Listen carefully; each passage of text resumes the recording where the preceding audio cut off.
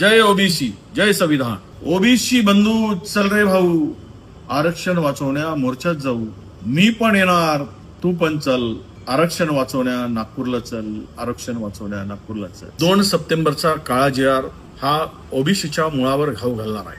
ओबीसीच्या आरक्षणाला धक्काच देणार आहे. म्हणून 10 ऑक्टोबरला सकल ओबीसी बांधवांचा मोर्चा निघणार आहे. इथे कुणाचाही विरोध नाही.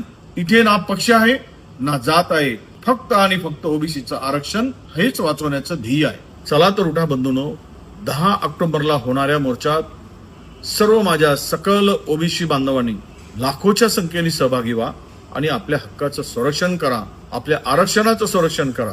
ओबीसी मधील सर्व बांधवांनी, ओबीसी 12 बलुतेदार, 18 अलुतेदार, त्याबरोबरच विजयंती, SBC, चला तर उठा आणि आपल्या हक्काचं संरक्षण करा. कुणी काहीही आपल्याला बनवाबनवी केली, भूलतापा दिल्या, तरी आपण याला बळी पडू नका आणि 10 ऑक्टोबरच्या मोर्चात आपण सर्व लाखोच्या संख्येने सहभागी व्हा आणि ओबीसीचं आरक्षण, ओबीसीचा हक्क वाचवण्यासाठी सोबत चला. धन्यवाद. जय संविधान, जय ओबीसी.